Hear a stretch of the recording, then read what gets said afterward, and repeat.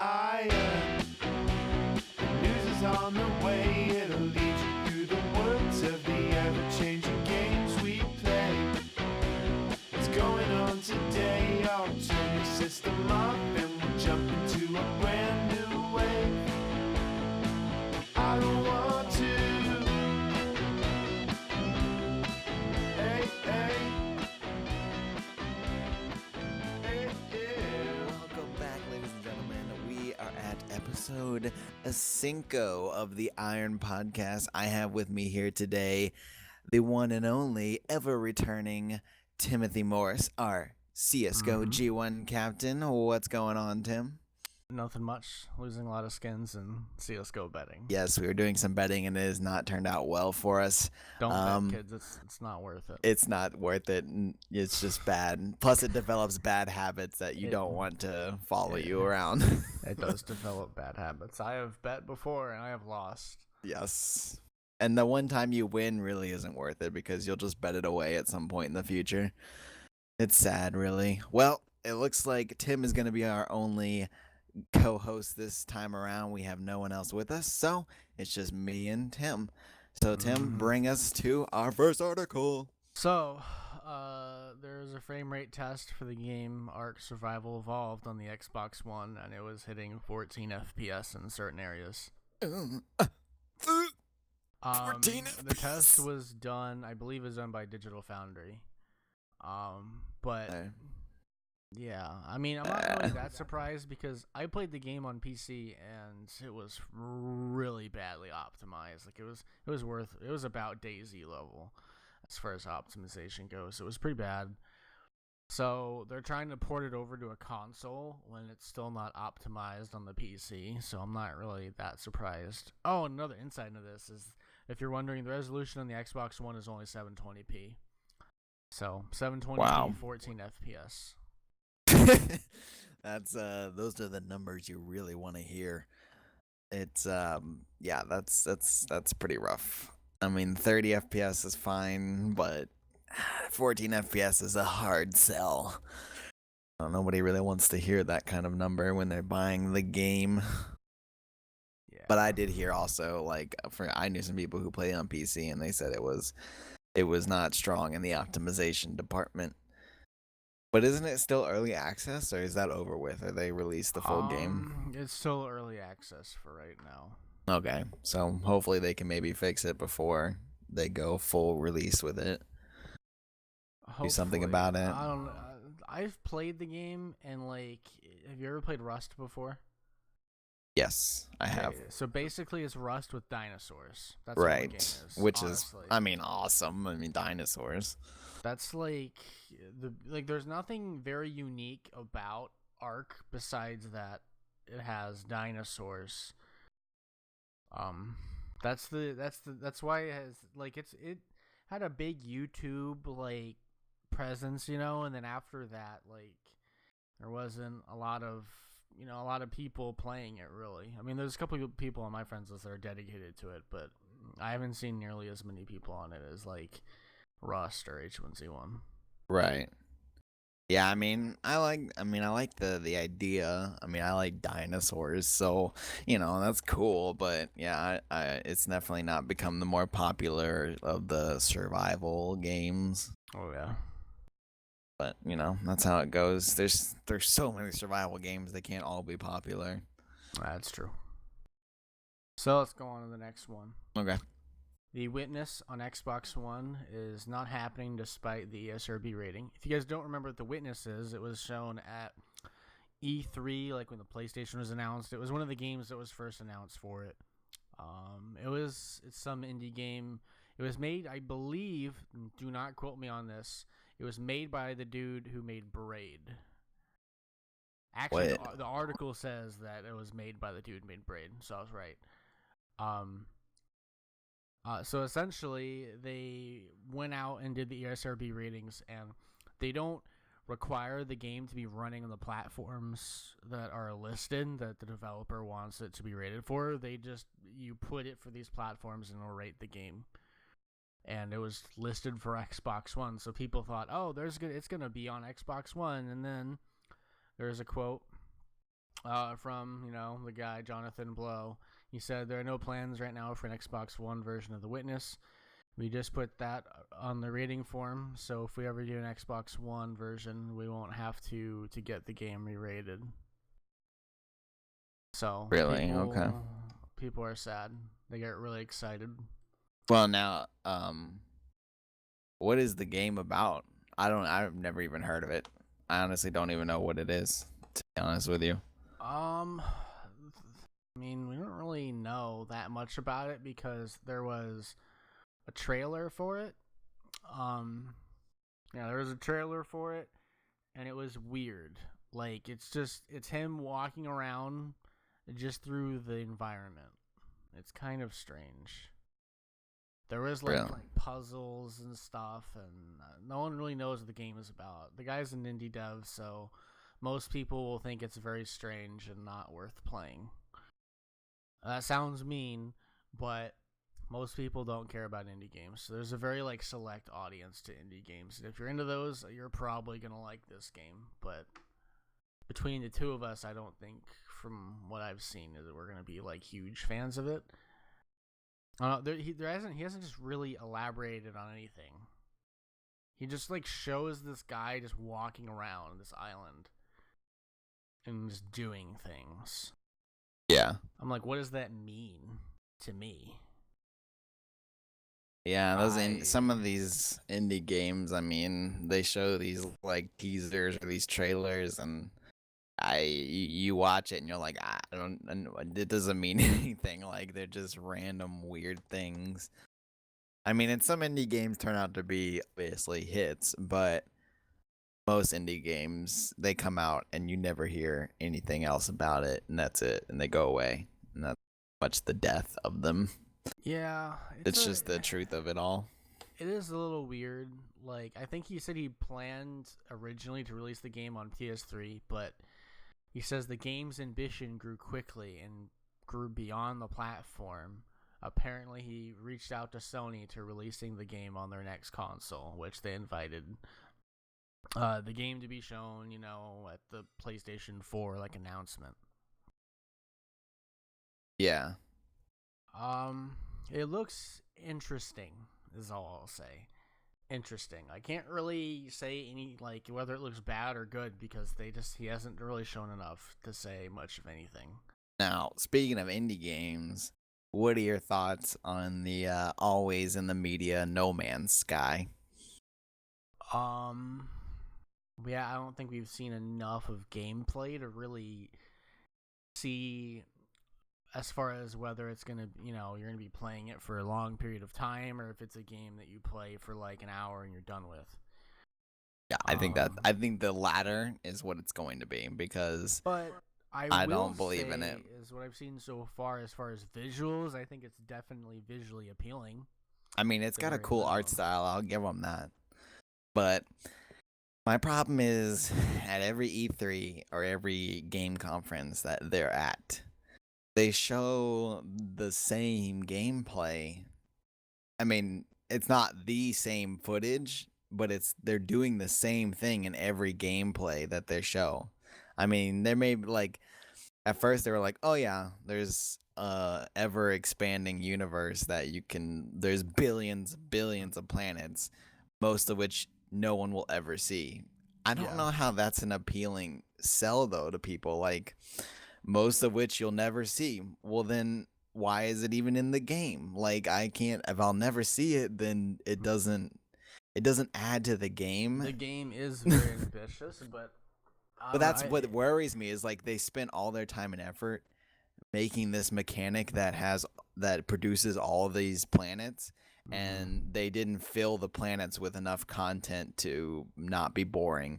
First of all, when they announced that there's no multiplayer, that pretty much ended it for me. Why would I want to go around this huge universe all by myself? If I could explore it with you or some other friends, a whole group, and we could fly around and blow stuff up on a planet, or if you they have a little dog fighting game in there, that would be cool. But me on my own, just roaming around on these planets doing nothing, like naming stuff and Mm-hmm. maybe occasionally killing some weird dinosaur animal thing.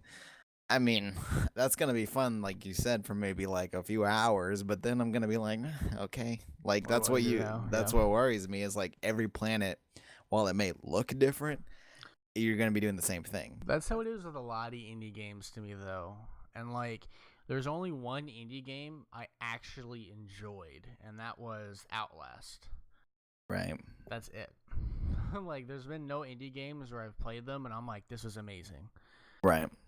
I think really what the indie games like No Man's Sky, really what the biggest benefit they're bringing is like this game itself, No Man's Sky, may turn out to be I don't know, you'd call it a failure in the sense of maybe like financially it won't sell a lot or people will give it bad reviews because it turns out that it's kind of boring. But what they're really good at accomplishing is being a stepping stone for something bigger because now we have this technology. They've invented this technology that generates billions and trillions of planets.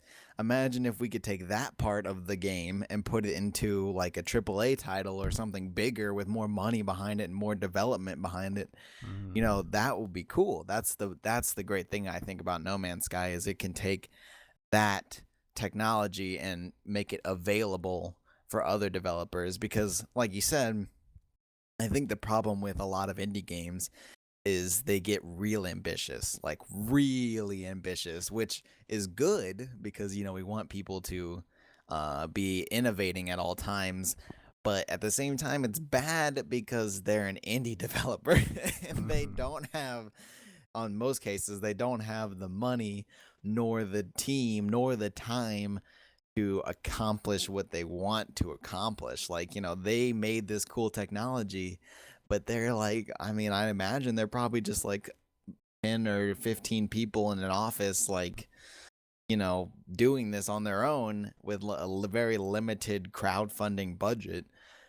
And they spent all their money and effort getting this awesome generated universe, but they can't fill the universe with generated content. Like, I don't know. It's just it worries me for them. I don't want to see an indie developer. It always sucks to see a new studio come and then get crushed because their game turns out to be overly ambitious and fails to accomplish something and they lose. But I don't know. I think it's good that they invented this new generation process that can make the scale that they're at.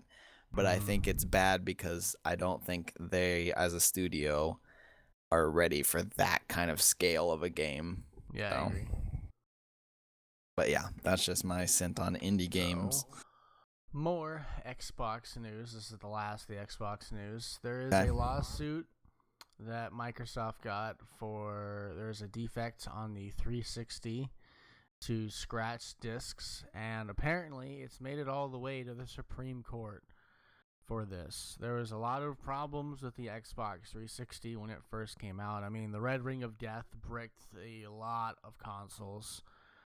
The disc scratching was different, apparently. They said that Xbox 360 discs with small movements of the optical drive, and that Microsoft knew about the problem before the launch in 2005 and did not implement various design fixes that could have prevented the problem.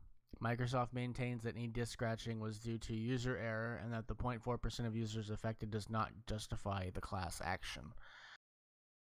I will say I was never personally affected by this, but I did know a friend who had this happen to him, and what happened was we were cleaning out his Xbox 360, my dad and I, and I think it was on at the time, and we literally just like we put the Xbox, like barely even touched it, and all I heard was the disc like banging around in there, and my dad immediately unplugged it. It was like, that doesn't sound normal. And then he took the disc out, and the thing had a complete circle, like scratch around the entire disc, and it broke. It broke the disc. Right. So I honestly though, I would not be that surprised if they actually did find an error in it and they didn't do anything about it because of how small it affects people. They could have been like, it's not worth the effort to actually fix this thing. So Yeah. it's definitely possible that these people actually have something here, but I think it could go either way. But I mean, then again, if you really look at it, Microsoft does have a lot of very good lawyers. Yeah, that's true. So I mean, that's what you get when you have a lot of money. I think it's an interesting one because I think if they do have proof that they did actually know about it, I think it does kind of set a standard for if you know about a problem with your console, you should fix it and then release it, not just knowingly release it with a problem. Yeah. And I feel like True. that's something that's already known, but it's something that does happen. Like you can't tell me that with the 360 that they didn't know that it had overheating problems. With the amount of money that was going into the 360, like they had to have known that there was a small bit of a heating problem. True.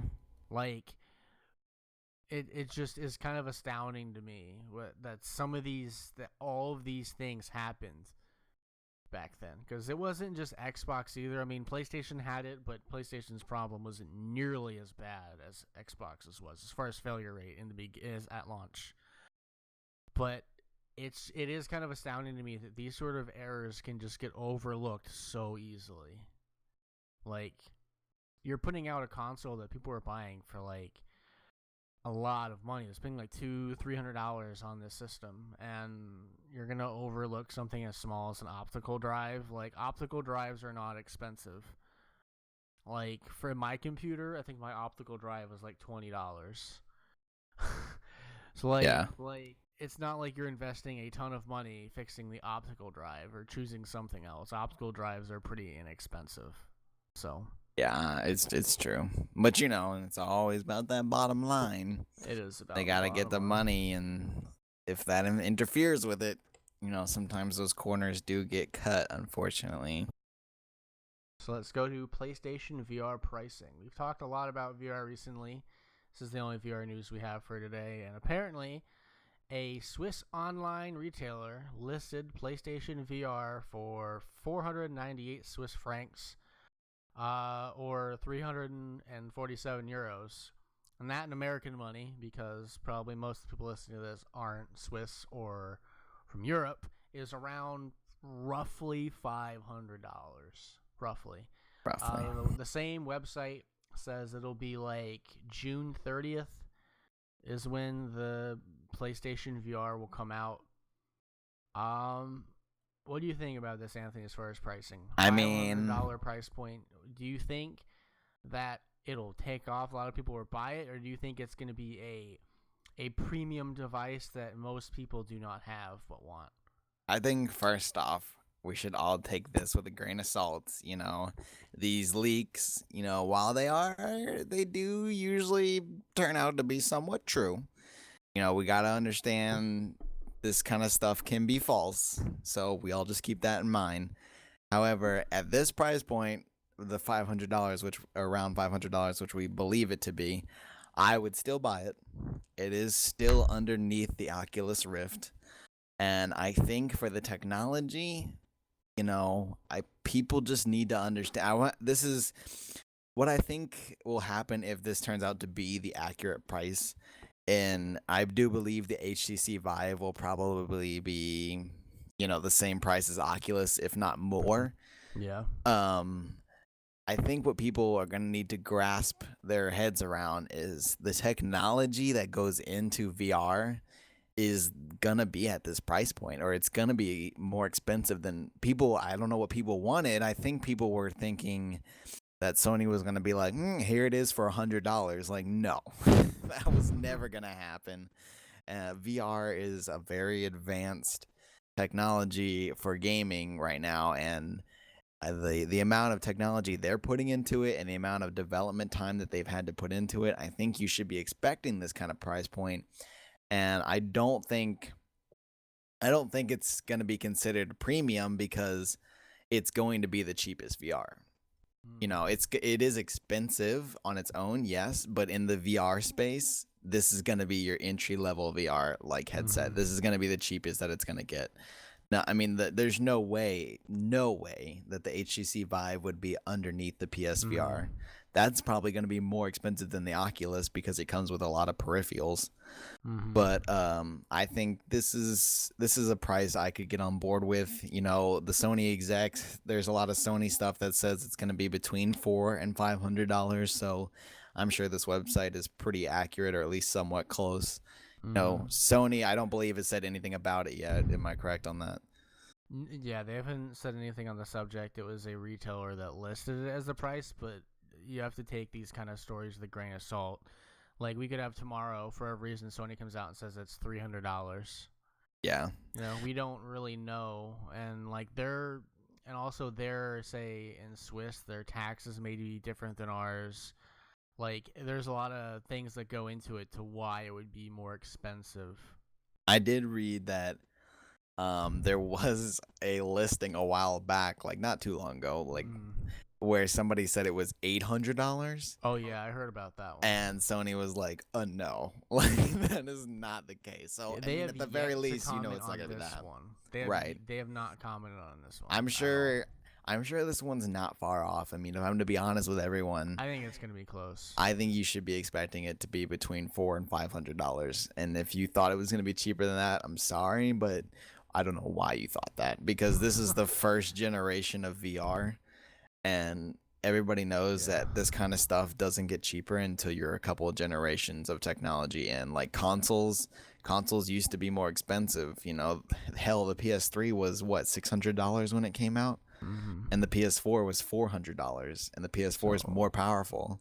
One thing I'm going to ask you is, are you, Anthony, going to buy PlayStation VR at release if it is in fact $500? Like, yes, you will. I will buy it at release for any price. I would have to think about it, because I would want to look at reviews and stuff. Like, say, if people really like PlayStation VR, then, you know, maybe I'll go out and actually buy it. I'll tell you why, Tim. But for me, you know, I want to make sure if I'm investing $500 in a virtual reality that it's actually good virtual reality. You know what I mean? I want to know that what I'm investing into is going to be worthwhile investment. I tell you this is why I will buy it at release. For one, this is why I would buy it over the PC ones. And, you know, excluding the fact that I don't even have a PC that could handle the new VR stuff. But even if I did, I would go along with the PlayStation VR because I am 100% more confident in having actual game support for the PSVR than I am any other headset, because Sony is going to have a lineup of VR games ready to go from all their first party developers, and I trust that it's going to have games pumped out for it on a regular basis because Sony's going to want to push it. So that's why I support theirs, and I'm sure, and that's why if I was a PC player and I don't have a PlayStation, I would get the HTC one, because that's Valve's headset. And while I'm not saying Valve is going to completely ignore Oculus Rift, let me just tell you, anybody who is naive enough to think that they don't care that they're invested in one headset, not the other, they do care, okay? Like, one gives them money directly, the other one does not. So if you think that they're not going to push more support out for the Vive as opposed to the Oculus Rift, then you're insane, because they're going to do that. So if I was you, you know, if you're going to be a PC VR person, anybody out there, you need to buy the HTC headset. No questions asked. I don't care. Even if you think the Oculus Rift is better, I can tell you right now, the best experience for you is going to be on the Valve headset, because Valve owns PC gaming. So I don't know why you would go against them on that matter. Now, for you, Tim, I do know some things about the PSVR that, you know, might sway you one way or the other, because you are one of the lucky few of the very small market that can run VR on your PC. I know something that might bother you because you are a PC player. The Mhm. field of view is smaller on the PSVR versus the HTC. Oh, that's sad. HTC, I believe, is like a full like 180 field of view. I'm pretty sure. I don't know that for sure, but it's big. It's in regular, and I do believe the PSVR is closer to 90. So that's something. Though I did see a guy who had a hands-on with the PlayStation. He said it was a little weird at first, not having like full peripheral vision, but he said you get used to it really fast. So Cool. that's something to consider. But yeah, I think So that's gonna be a good way to go. that I would want to play immediately Okay. would be Alien Isolation. Yes, that is definitely any That horror game really well, is going to be great. It's one of those games that if you played with VR is like the fastest way to pee yourself. Like, like in all seriousness, being in virtual reality with an alien hunting you down would be terrifying. You're so right. Any horror game would be great in Can you VR. imagine Like, Outlast? oh My no, God. I There's couldn't even play that regularly. Outlast 2 comes out this year. Yeah. So let's move on to Tom Clancy's The Division won't have any Yes. microtransactions. So there's a rumor that came out. We didn't cover this, but there is a poster. I believe it was in Japanese, and it said something along the lines of microtransactions for The Division. And they came out and said, nope, there's going to be no microtransactions for The Division.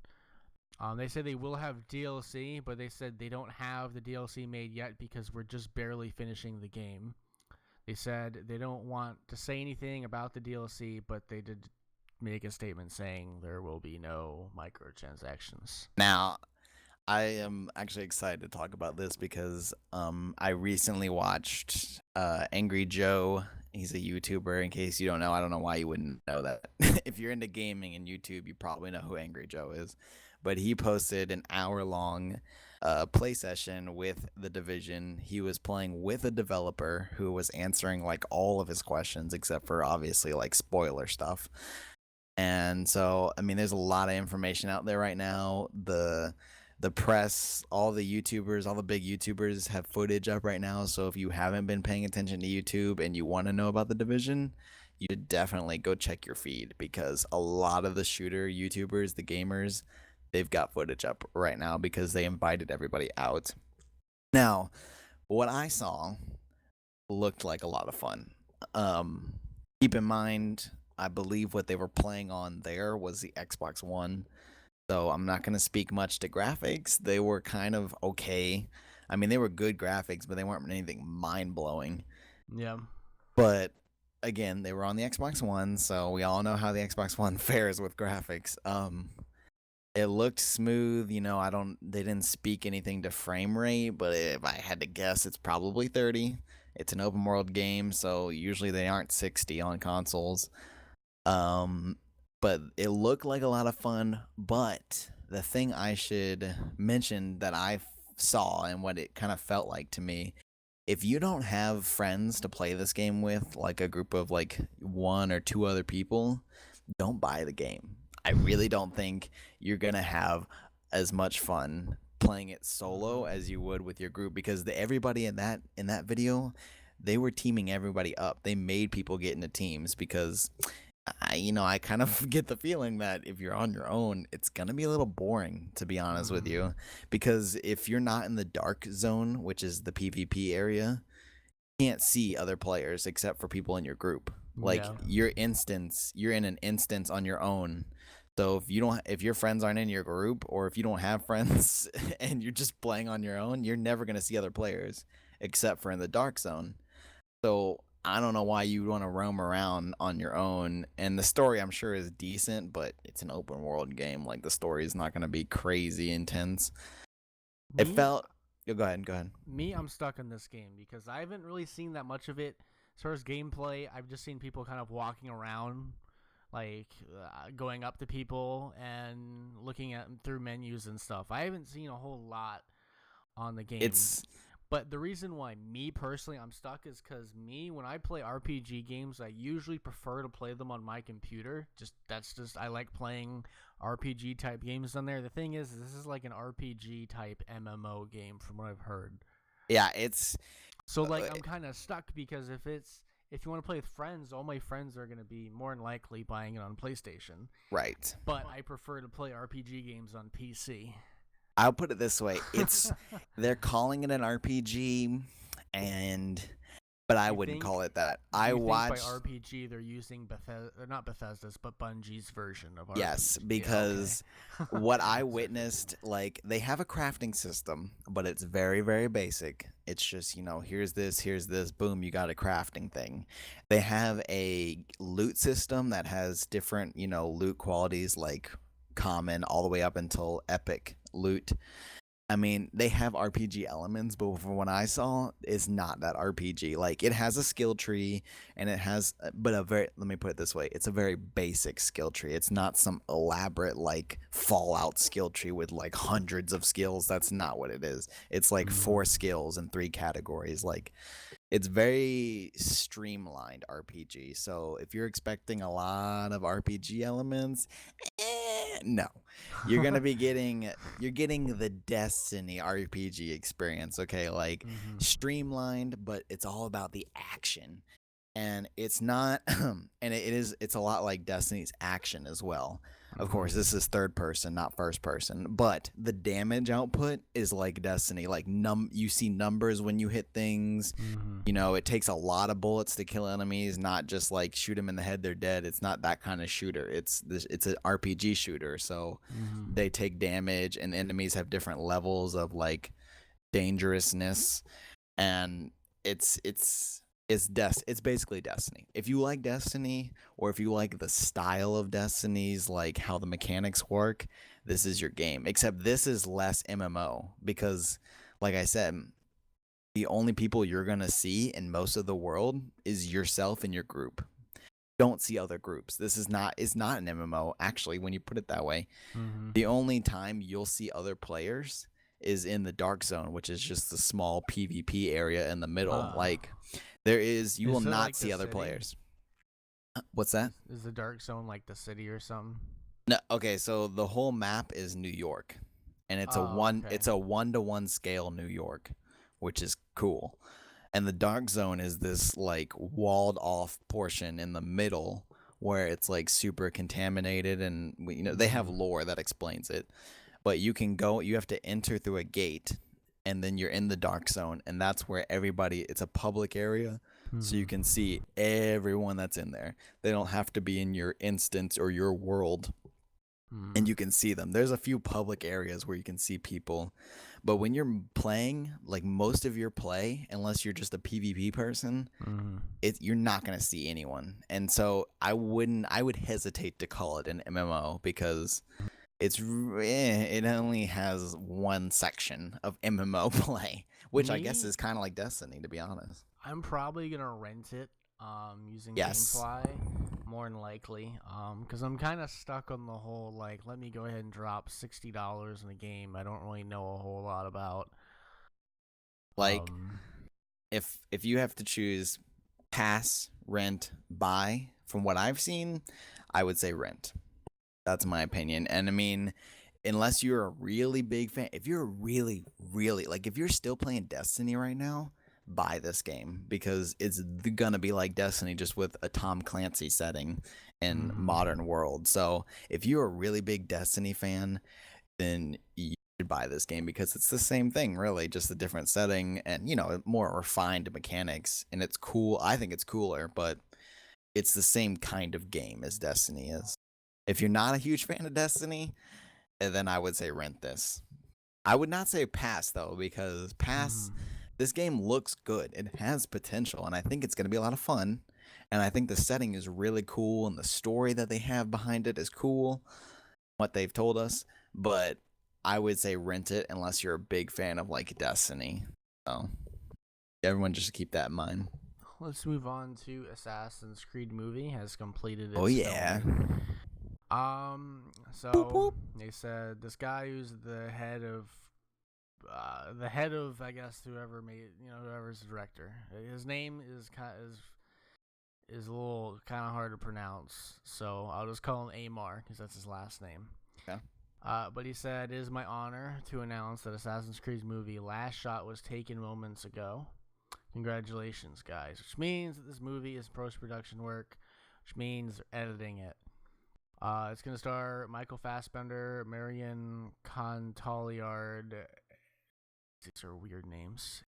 Ariane Labed, Jeremy Irons, Brendan Gleeson, Michael Kenneth Williams.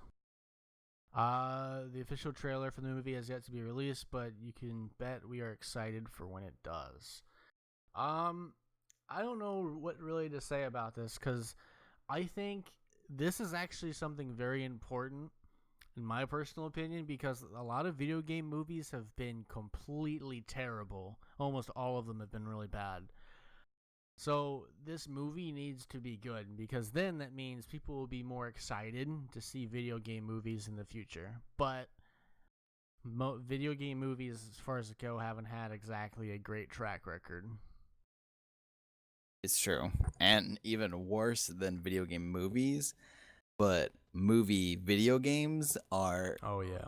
even except for the Batman games, but they're not. The Batman games aren't really movie video games. I'm talking about games that are made directly from a specific movie's storyline, are usually garbage. Actually almost always garbage. I don't know what it is, but they cannot translate that. Like, they made Iron Man games like a while back for the Iron Man movies. Oh my god, that was bad. They are all garbage. Like, it just doesn't work. But I think, and Assassin's Creed did make like an animated movie. They had like an animated short film like a while back that was really freaking good. I saw it. It was really good. You should check it out. I don't know what it's called, but it's really good. I think this is going to be good. But I'm a biased person here because I've owned every single Assassin's Creed game and I love the franchise and I'm a huge fanboy. I don't care what anyone says about any of their technical issues and all that crap, because Ubisoft, they have their problems. I won't lie to you. Uplay is not the greatest thing, but Ubisoft always fixes it. It may take them a while, but they fix it. You can complain all you want, but Ubisoft always fixes it. And that's more than you can say for some developers. I'm just throwing that out there. And they fix it pretty fast. When Unity went to hell, and it did go to hell. When it came out, yeah, its launch was, needless to say, maybe one of the worst launches in video game history. But within, I would say, 2 months, Ubisoft had fixed most of it. They are quick and they are responsive and they listen to their players and they listen to their community. Rainbow Six Siege, Tim and I can attest to this. I played in the beta, Tim played in the alpha and the beta. And when you gave them feedback, they took that feedback and they actually changed things in the game. Right, Tim? It's true. It's true. Ubisoft, you can speak to their whatever.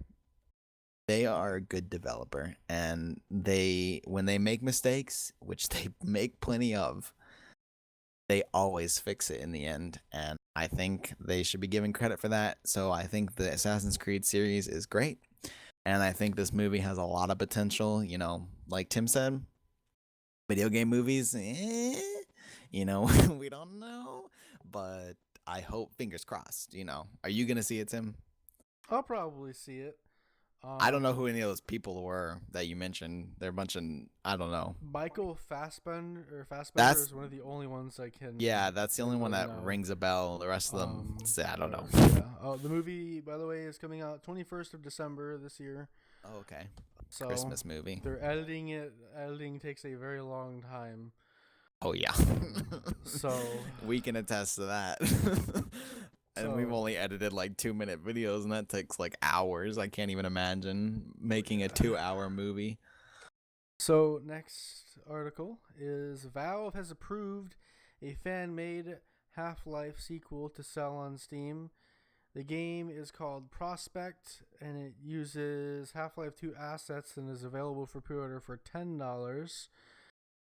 The game is a standalone fan-made game, and it was built in 18 months by one man. He's a video game designer called Richard Seabrook. He started making it after he sent out an application to work at Valve, which obviously he didn't get because he's not currently working there. The game got greenlit. It uses assets from Half-Life 2, and he put it up there, and Valve actually greenlit the game, and it's going to be released. It's going to feature 13 levels. It's going to have substantial graphical updates and a storyline that's comparable to Half-Life 2 Episode 1 in length. I think this is interesting because there's a lot of people that obviously not either of us, because we've never played Half-Life before. I'm ready. Played it. Bring it on comments right now. Bring in the flames. I don't even really care. A lot of people want a Half-Life series, and obviously Valve, they can't count to 3, as you very well know. So this is as close as people are going to get to another Half-Life type game. Yep. Apparently it's going to be launching on February 11th.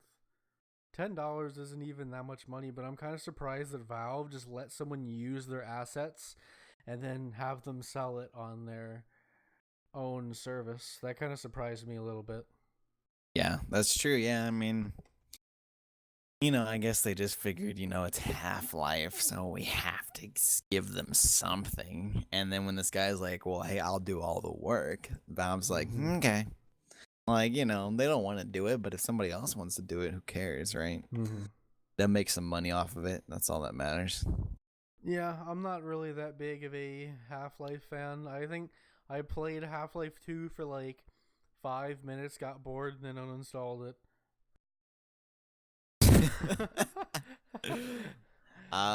Yeah, I've never played it at all, so I can't speak anything to it. So let's go on to Rainbow Six Siege. It's cracking down on cheaters, people. That's what you get.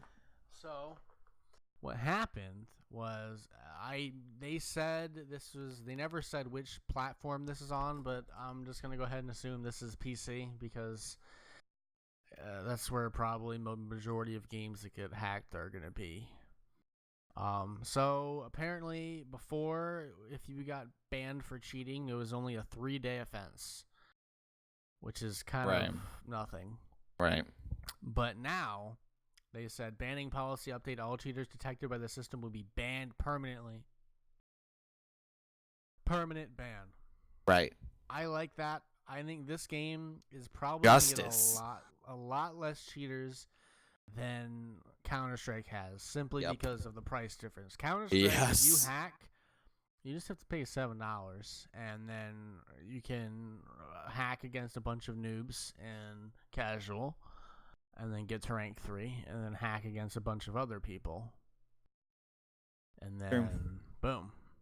Yep. So I like that they're doing this. If you cheat, you deserve to be permanently banned. True, and there should be no mercy. No mercy. In fact, they should probably send somebody to your house to smash your PC or your console or whatever you hacked on. Smash it into pieces. Because you're a bad person. Hackers are the scum of the earth. They are evil, and they ruin games, and they ruin fun for other people because they have some weird fetish for being in control of a situation or something. Especially in very competitive games like Counter-Strike or Rainbow Six Siege. Yes, you don't want that, trust me. Now, if you guys want to play a game where there's a lot of hackers, play H1Z1 or play Daisy, because there's never been a greater, amount of hive scum and villainy. It is bad. Like, H1Z1 has lots of hackers. Like, honestly, in my opinion, I thought there was more hackers on H1Z1 that I saw than I have ever done on Counter-Strike. Yep. And that's kind of funny. It's because there's a stupid amount. It's because people work so hard for those things that they have, and then what people will do is they'll be like, "What if I hack and I fly through a wall and shoot them in the face?" And those like say it's a month of them gathering that supplies is gone. Yep. Tragic. Or It's the freaking really tragic. the fun parts was when you spent all this time building a base and a hacker teleports into your base and starts killing everybody and stealing all your stuff. Yep. Because that Tragic. happened to me. Tragic. That was not fun. So we're gonna go on to the next article, which is Titan is gone. Counter-Strike team collapses. They blamed a certain member of their team, which if you have been following Counter-Strike esports for a while, you would know this person. Kukli was on their Counter-Strike team, and he was found guilty of cheating. But he was found cheating outside of the competitive context, so he never did it at LANs or anything else. According to him, we don't really know if he really did do it at LANs or not, but regardless, he's a hacker.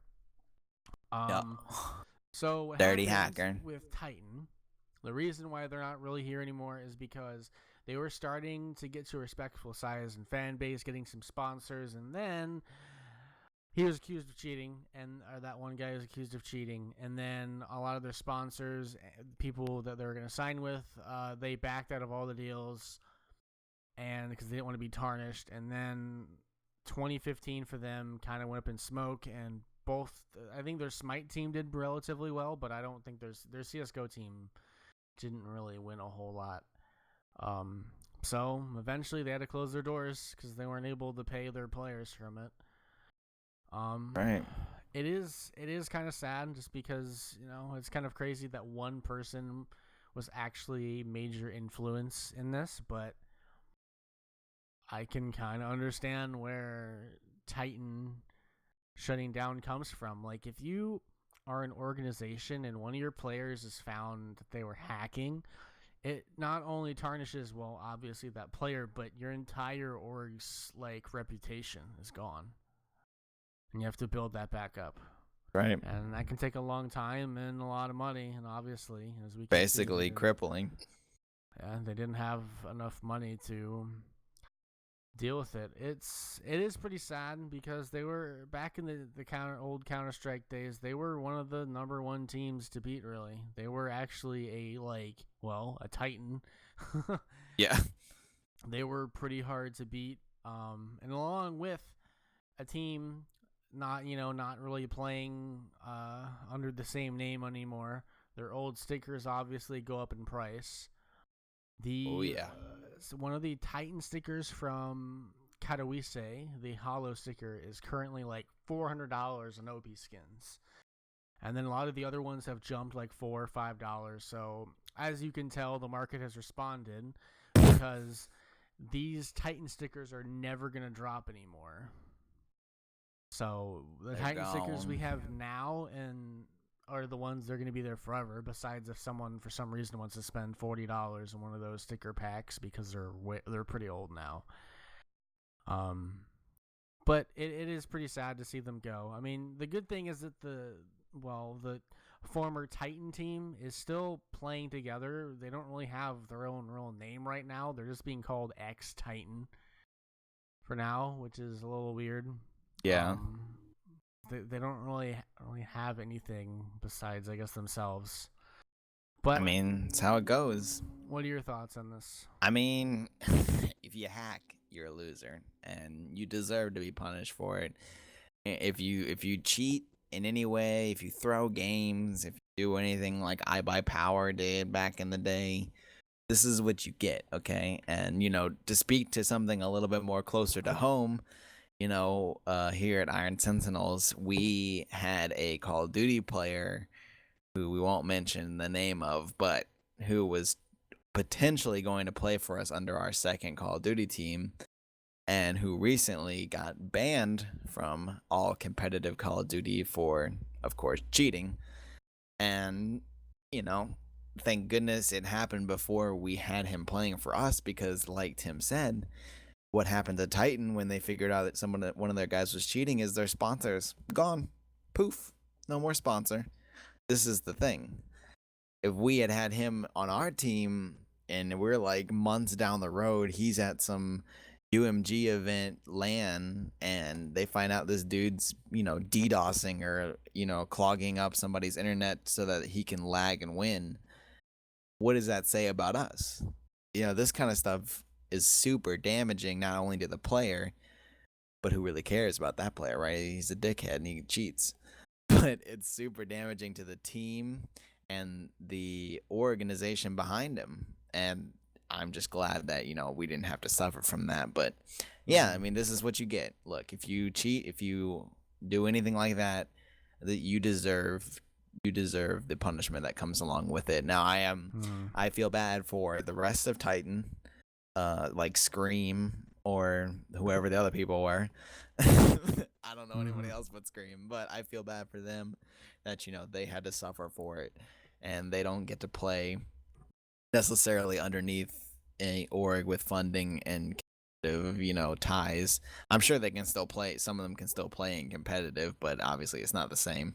All we can hope really is that Optic decides, sorry, you guys aren't good. We're gonna go with the European team. Yeah, they should do that. So let's do that. Let's go into some. Let's do some esports stuff. I have no doubt in my mind though that those players that played in Titan are going to get picked up by somebody. I mean, someone is going to pick them up. I'm not really sure who is going to. It's very possible that FaZe might, because I know that FaZe is looking for a Counter-Strike team right now. This is true. This is true. They said they're looking in Norway, but there's an entire team already built for them to buy right here. Right. So, now, has the one that cheated, was he banned from competitive CSGO? Yep. Okay, so they would have to replace him, or did they already replace him? He got banned in 2014. Oh, okay, so he's already been replaced. Yeah, he was replaced a long time ago. Okay. So like the thing is what's the reason why it's sad is because the current players, like, they worked hard to get where they're at, and Titan is going down because of a player that has been gone kind of for a while now. It's just kind of sad that they worked hard and they weren't able to stay with Titan because of this one individual. It just kind of stinks. So let's go on to last Counter-Strike news of the day. CSGO Pro League returns with $1.5 million prize. So this is 50% more than the prize pool was last time, and this is for the league, by the way.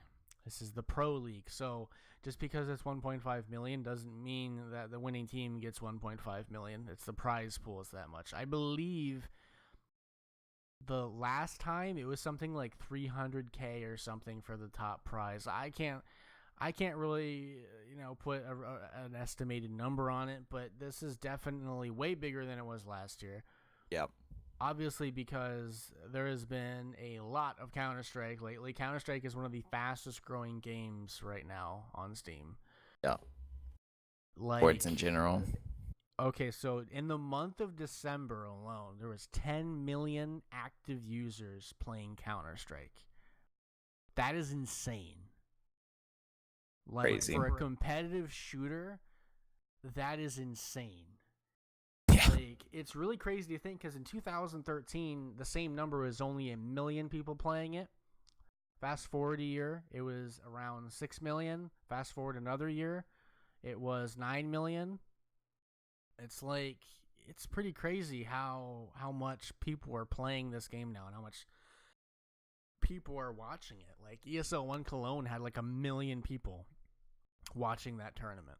That's a lot of people watching an esports tournament. Like, that's nuts. That's almost especially what, for shooters, yeah. Yeah. I mean, obviously the MOBAs are already there, but they've been there. It's just pretty impressive to see how far it's come in only just a couple years. Yeah, it's true. I mean, there's and recently, in esports world, ESPN created a ESPN esports Twitter account. Mm-hmm. So, I mean, if there's any indication that esports are growing, well, the real sports people are acknowledging us now. So, hey, that's a big step. It may seem like a little thing, but to have ESPN acknowledge the existence of esports in that way is pretty awesome. So the league is going to be starting February 9th which is actually not even that far away. Nope, we're That's almost pretty done with cool. January right Yeah. now. Pretty impressive. Me personally, I will say I watch a lot of Counter-Strike esports. Obviously, I'm on the Counter-Strike team. Right. You know, so I find Counter-Strike to me is an entertaining game, not only to play but to watch. Just because when they're playing at a high of a level, it's not just aim and stuff that goes into it. There's like tactical things in it. There's just a lot of things that just go into Counter-Strike to make it really interesting to watch. Even you have watched some of it. Yeah, it's true. It's quite the sight, and it's obviously good for us that it's growing because that's what we do, and so we can only be happy that the industry is getting bigger and bigger, which means more money, which means if we just get a little bit of the money, a little teeny bit, then we'd be good to go. But we got a little way, but obviously we're a little ways to go. So, last article of the podcast is there's going to be a Netflix Punisher series. There's a Forbes article saying why it has always been inevitable. I think this is interesting. I watched Daredevil, which if you don't know, this is I believe is going to be in the same cinematic, I would say, universe as Daredevil because it's using the same actor for Punisher, and they're using the same actor on Daredevil as Punisher. So you can kind of put 2 and 2 together. If they're using the same actor, it's both done by Marvel. They're the same person. They're the same person. Because Marvel doesn't double up actors. Daredevil was fucking amazing. That show was so good. If you guys haven't seen Daredevil on Netflix right now, you need to go on Netflix and watch Daredevil right now. That series was amazing. It was so good. So this one I'm even more excited for because the characters that they're coming with for these TV shows are a lot darker. Because usually Marvel is more really kind of the lighthearted kind of scene where it's not really goes into dark themes at all. But when they did Daredevil, it was really interesting to see Marvel approach a character with a lot of just things that more align to what DC does with almost all of its characters, which is dark, dark past. I just thought it was very interesting to see their approach. It's true, yeah. Definitely. A fresh take. Did you watch Daredevil? I watched a few episodes of it. It was really good. I just didn't have the time for it. Oh, which episodes did you see? I saw I started with 1 and I got to like maybe 3 or 4. Oh, you need to watch the whole thing. It's so good. Well, speaking of superheroes, we're going to make the funny question of the week superhero themed, and that is, and you're probably best qualified to answer this. In case you guys don't know, Tim is a superhero nerd to the max. Yep. Marvel and DC. He's a freak about all of it.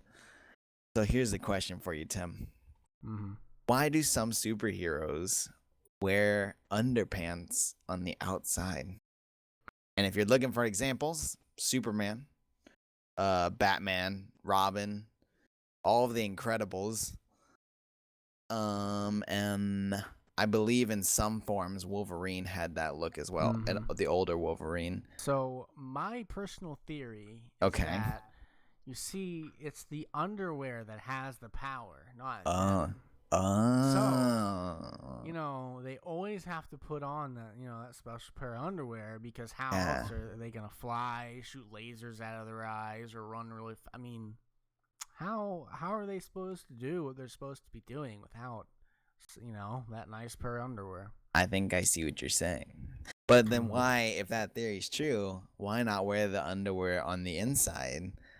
So that it's protected. You have to show your power here. You have to show. Oh, okay. You have to present the power here. I got you. I am Superman. I wear red underpants and fly in the sky and shoot right. lasers You're kind of just asserting eye. your dominance with your underwear.